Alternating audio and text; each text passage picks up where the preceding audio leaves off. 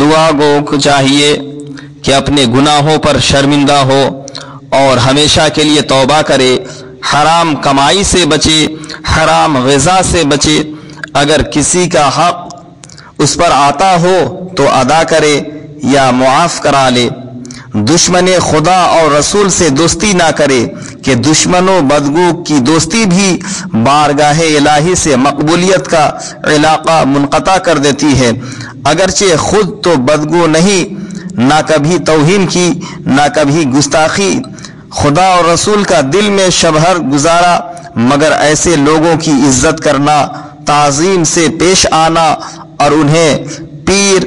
امام، پیشوا، عالم، عابد و زاہد جاننا ماننا، جنہوں نے گستاخیاں کی اور کبھی